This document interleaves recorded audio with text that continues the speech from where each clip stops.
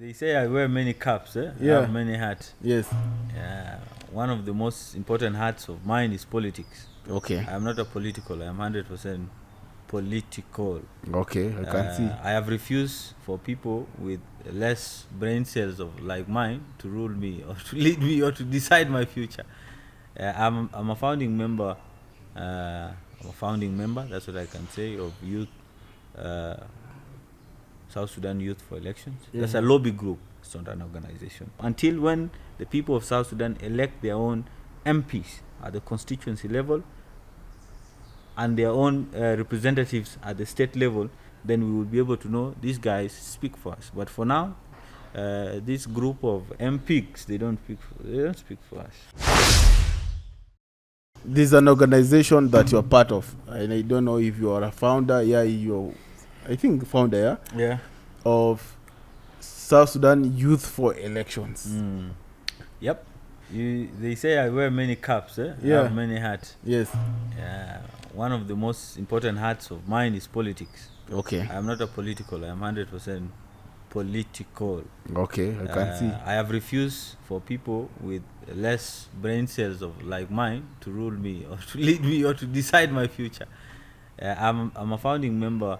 That's what I can say, of youth. South Sudan Youth for Elections. That's a lobby group. It's not an organization. Okay. It's a political lobby group that is advocating for elections. Anyhow, anyway, whatever way it can be done. Where are you located? It's South Sudan, basically. Lobby groups are not really located anywhere. Lobby groups are in the corridors of politics. Okay. All right. Yeah. All right. Since you're advocating for elections, what do you think about the peace agreement and its subsequent extensions? Well, the peace agreement was a compromise agreement. It was necessary at the time because we were coming from a period of conflict. Yes. And after conflict, conflict is a point of political disagreement. It is necessary to conflict sometime. So when we came from there, we wanted to move from a divided past to a reconciled future. Okay. So we needed this peace agreement. However imperfect it was, because it has imploded the government, so many MPs, 5 vice presidents, so many government structures, a lot of corruption and all that. So for me it was necessary then, but after the the numerous extensions, it became boring. It's unnecessary. It is actually prolonging our suffering. Okay, so according to you, and your lobby group for advocating for elections, do you think South Sudan is ready to hold democratic elections at the moment? Because it's this year. Ready is a big word. I would be lying to our viewers if I said we were ready, because the signs are out there. We are not ready. And why are you There's no political will. Why are you lobbying for?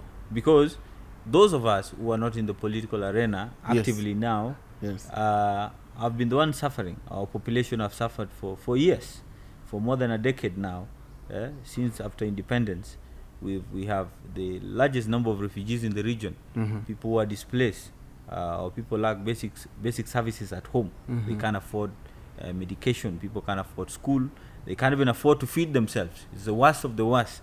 So, and for us to get out of this extension after extension after extension, is for us to have a democratic election that empowers the citizen. Having an election, it not only helps the nation to move from a bad precedent of extension of transition government, but it helps the country to empower its citizens to be the one to decide for themselves who leads them, not only at the presidency level, but all the way to the constituency, to the town councils. Because now we have a government that is based on appointments. We have one appointing authority, and everybody else is a puppet. So if the puppeteer says you dance like this, you say how hard, sir, how high. But with elections, as bad as it will be, as sham as it will be, why are you pessimist? I am not a pessimist. I'm optimistic that we have to get our country from this president. We've never had elections before in our history. South Sudan, since independence, has never had elections. But you already... What happened in 2015 was not merely an election. You get? This was a regional representation. You are lobbying for elections now. And you are already on the pessimistic side. No, we have to be factual with things. There are a lot of factors that have not been put in place, which we are seeing that the political will is not there. Number one is the civic space. We do not have a conducive civic space. Most political parties or most political groups cannot mobilize, cannot organize even their own political rallies. It's not allowed. You have to go through a very stringent process of authorization. So what are some of those civic environment, like civic requirements that we need to have? Yes. Number one, political parties need to be registered, and we are happy that the National Elections Council was sworn in, and the Political Parties Council also was sworn in. So we need political parties registered genuinely if they meet the thresholds for registration. Number two, we need not to have all these security requirements for political groups or parties to hold rallies or even to hold meetings, because now you have to get a license from the national security. No, for rallies is for what do you call it? Safety, yeah. Which safety? Which safety? What is wrong with a political rally? Of course, it can never be perfect. There are always these individuals who are there, and even it could be from the government, so that they tarnish your political party to look like you guys are chaotic. We know these strategies. Yeah. So we don't need all this licensing, but it is good. If it is a demonstration, if people want to demonstrate, which is highly unlikely and never can happen in South Sudan, then you need to get a license from the police. But this is a political rally. How can we go into an election when political parties or different groups other than SPLM cannot run rallies? They cannot mobilize their own people. They cannot sell their agendas. It is said it is an open ground for... There is no open ground, my friend. Perhaps they don't have those resources to... There is no open ground. Let's be facts. There is no open ground. Some parties don't have those resources to... You see, you don't necessarily need resources, but you need the government, the security sector, to protect you as a political party. That's why the National Elections Act that we have now, which was amended, it talks clearly about protection of political parties, allowing them to mobilize people on the ground, so that we can have a credible and democratic elections. But if it is one party that is on the ground, the party is the referee, it's the goalkeeper, it's the player, it's everything.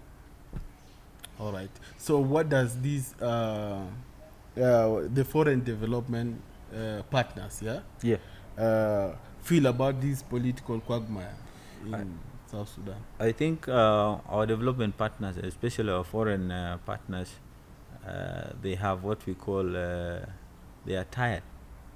We have donor fatigue, we have diplomatic fatigue in South Sudan. People, our partners, our regional partners, they're tired of the same government, same process. Nothing actually changes. If it was the same government and it's actually doing something for the people, it would be fine. But it's not doing anything. We never see it change. So all of them are tired, and that's why you saw the other time, even UNDP, UNMIS, most of them, even UN generally is reluctant to support the election process. But now we've seen that they are taking a lot of the roles when it comes to civic space, civic education, bringing political parties together. Even UNMIS, UNDP had on the 9th, they brought all the parties together. This is something they've been doing, but people are really tired of the same government, and not because the government is that evil, but because the people are not being serviced. They are not being served completely. What do you think about the purported extension of the roadmap agreement? Yeah, roadmap agreement. I saw a newspaper outlet talk about an MP, a certain MP, can't mention his name, out of all these 550 MPs that we have, national MPs. Someone said that we should extend the current roadmap agreement. And for me, I think it's nonsense. This MP has lost his mind, completely lost his mind. This is somebody who feels, who knows 100% that if he goes back to the grassroots at his constituency, he will not come back. He's going home straight. So he wants to maintain the status quo, to create a status quo that continues to oppress our people. We have a parliament that is a rubber stamp, an appointed parliament. So it cannot purport to speak for us. It doesn't speak for us. They speak for themselves. They don't speak for our people until when the people of South Sudan elect their own MPs at the constituency level and their own representatives at the state level. Then we will be able to know these guys speak for us. But for now, this group of MPs, they don't speak for us. As a lobbyist of elections, how do you think South Sudan holding elections, will lead to the to the peace and harmony, like long-lasting peace and harmony in the long game? Yeah, I think for us, we believe that we strongly believe that if we are to hold elections, then we would have created a precedent, because now there is no precedent for any democratic elections. So we feel once we do an election, like I said earlier, no matter shambolic it will be, but we would have now created a path for future democratic elections. But also we would have elected to a certain degree representatives that will formulate laws, enact and formulate laws that will represent the interests of the people.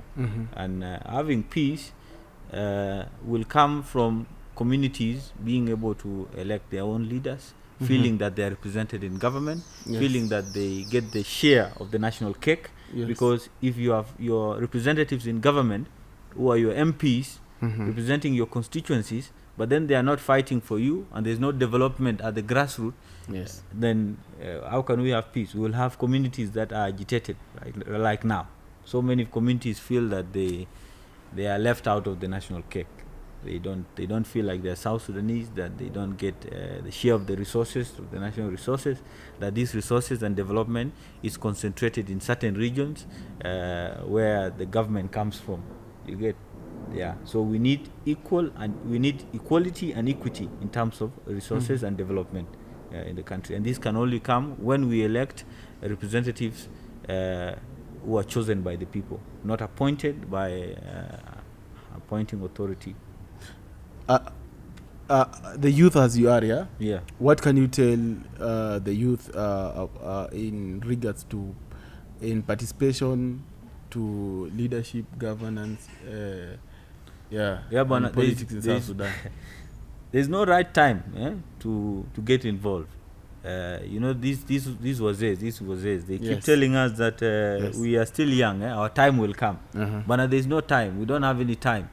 Each day you wake up, you've lost a day, which you can never gain back again.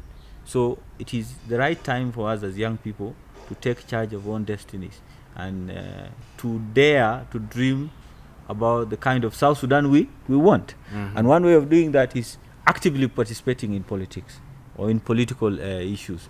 Of course, some of us don't want to be elected. Some of us feel like politics is too dirty. But then, if you leave politics to crooks, to tribal crooks, then they will always define your destiny. So you need to participate. You need to mobilize yourself. If there's somebody you need to support, mobilize for them, they get into power. This is right, young people. Young people also need to vie for elective position. When will you vie for elective position? Honestly, politics has taken a different direction, that you need to have a lot of money for you to run for any elective position. But then we've seen miraculous situations, even in the region, where young people are supported by the communities 100% without money. That's why they are miraculous. Yes. You need to dare. The chances are slim. They are very slim, but you need to dare. The grassroots is actually tired. It's tired of the status quo. So if you go back to your grassroots, to your home, to your constituency, and they know you, they know your family you come from, and you tell them you want to represent them. They've educated you. They know the level of education you've gone through. They know the value that you're bringing home. There's a high potential for you to upset the status quo. It is there. What are your thoughts, guys? I think what are your thoughts? You just comment on the section, on the comment section. As when you began earlier, you said you had some major interest in geopolitics. Yes. So, what do you think? What role should South Sudan play in this regional peace, especially our neighbors here in Sudan? Yeah, these guys have really let us down, the current government. Our dream was, after independence, we would create a very strong and influential country in the region. Those countries. People, us, we've let ourselves down. We've not created the kind of country we wanted that would be influential in the region. What we did is we allowed greed to overshadow our vision for South Sudan. South Sudan has the potential of becoming the economic hub of the Horn of Africa. We have all these countries, all these nationalities in South Sudan doing different levels of business. So they're bringing in money, but then all this money goes out. So in terms of us being a strong, you can only be influential in the region to the point of influencing politics, governance, and even conflict when you are strong at home. Now you see, we are the chairperson of East Africa Community, but we are being ridiculed. We are just there as a country, but then we do not have the diplomatic muscle to play a significant role. And a good example is the conflict in the Sudan. You know, us and the Sudan, we are tied at the hip. We are one and the same. We are Sudanese. If they are fighting, it affects us badly because our oil passes through them. Our economy is tied to theirs. That's why you see when the conflict broke out, most of them came to South Sudan. And we have a lot of investors from the Sudan. So for us to play a critical role in the region in terms of peace, then we need to create a strong economy. Our economy now is dead. It's at a spiral death. Number 2, we need to have a strong army, a strong security sector.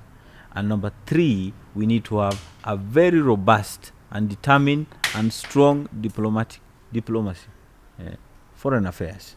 Talking of all those influences that you've mentioned early on, you can see we lack in certain areas. Not certain areas, almost all that. Almost all of that, you've mentioned. So what is your take on like our neighbors, neighboring countries trying to encroach our borderlands and lands of South Sudan? This comes from the weakness. It stems from the weakness of a person. If you have your own home, you've defined your borders, and you have a strong army, you have a strong economy, you can be able to influence even politics in other countries like Kenya does, like Ethiopia does, like Uganda does. Then nobody would take a chunk of your land. Nobody even would dare think of it. But we in the region, we are being taken advantage of. We have countries, our neighbors, they are all cutting a piece of our land. And it's not like the current government doesn't know that this is happening. But those of us, the citizens, we are the most aggrieved because we see huge parts of our land being lost to our neighbors and nothing is done about it. Of course, we need to approach these things diplomatically because we are members of the region, of the same region, and we are all Africans. But then we have to approach certain things. But then for you to be able to be in a position to protect your land, then you must be strong at home. You must have a very strong army. In that you have to intimidate your enemy, even your neighbor, so that they don't even think about it. Our army is trying to... Which strong army do you have? Integrate. Which one? SSPDF. A bunch of militia groups and rebel groups being integrated into one. It's a step forward. Very indisciplined. It's a step forward. It's not a step. You need to it's just 2 steps behind. It's a step forward, merging the army together. You see? And now training them professionally. You have to you have to acknowledge that you have. I acknowledge that there are certain steps forward. I acknowledge that there are certain steps being taken. But they are insignificant. Why?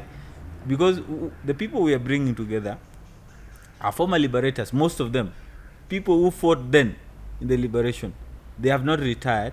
they have not been retired, they have not been compensated for their service, but they are now being, you saw the other day, most of them are, and also we have militia groups, rebel groups being integrated into the National Army to form what we call an SSPDF. Now, once they're integrated, listen, a national force, not... They are what we call a national force. Yeah. Number one, they are indisciplined. These are people who are not trained properly from the beginning. You cannot train them professionally when they are already too old. It's like you're trying to bend a fish that is dry. Don't you think the government has its own plans when we need to recruit young people? We need to recruit from the grass. We need to put in place reforms in the army and in the security sector first. Reforms that compensate people who are in the service. Where is the salary? Where is the insurance? Salary is there. Where? Didn't you see the other day the forces were very happy when after salary increment. They were paid after 7 months. No, the salary increment. You ask about the salary, and those guys receive salary, man. 300% of 3,000 SSP. No, they received their salaries, man. There was nothing there. They receive. But what can 6,000? They have their budget. The army has their budgets. What can 6,000 SSP? Let's be honest here. We are doing a very big disservice to our people who are in the service, the servicemen and women. These are people I'm very passionate about. These are people who hold the destiny of South Sudan. These are people who fought for us to get to the point where we can be able to speak freely. But then they are being steps. They are being humiliated every day. Now, they are not paid. Their families are suffering. Their kids are not in school. They are hungry. Let's acknowledge that there are some positive. Like I say, I agree with you. Steps have been taken, but they are insignificant to the point that it will lead to a reformed national army. Change doesn't happen overnight. Of course, we all know it's a gradual process. Yes, but you have to trust that process. If you are changing a system, but then you are focusing on the system and then forgetting the human resource, what kind of change is that? You change the system, but you forget the human resource. Who is the human resource? It's these men and women in uniform.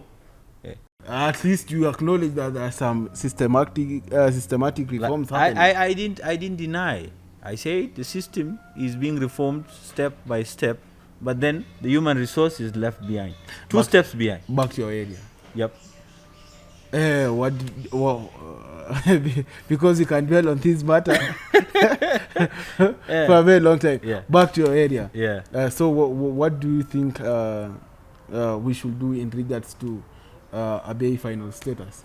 Well, Abiy is a very contentious issue, and number one, I need to acknowledge that the people of Abiy are our people. There's nothing to the 100% our people. Yeah. And we've already had that discussion before. We had a referendum about the final status of Abiy, which was not acknowledged by the other guys. And our people overwhelmingly voted for that, for the Abiy region too. Now they call it the box. I don't know where that box came from. But Abiy are our people. The final status of Abiy should be determined immediately. It should not be pegged on regional conflict and regional policies. We've seen a lot of steps which have been taken. Now the region, even the box itself, has issues, and this, I think, these are regional politics that is in play here, where our communities are conflicted. They are put against each other. We have the Twitch and the people of Abiy fighting all over the place. That makes it even hard for us to determine final status of Abiy. Because it looks like Abiy is not part of South Sudan, but it is. It is part of South Sudan. So what we need to do, we need to continue to pressurize the UN Security Council so that they determine finally the status of Abiy, which the people of South Sudan, the people of Abiy already voted for to join South Sudan. I know there's a lot of complexities to it, in terms of regional, in terms of resources, in terms of the oil that we have there, in terms of the identity of the people as well.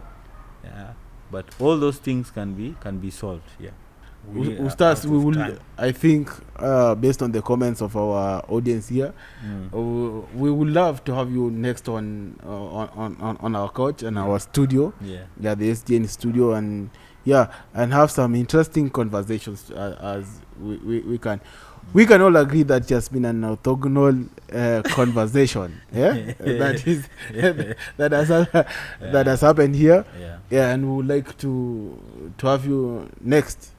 So our fans, based on those topics, we want to see more of your contribution in comment section. Just comment and invite people to come and watch and comment, like, and share.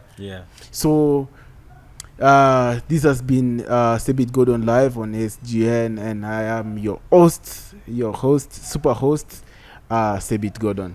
Ustaz, thank you very much. It was a pleasure hosting you. Pleasure is all mine. Viewers, and you have come to the end of the show.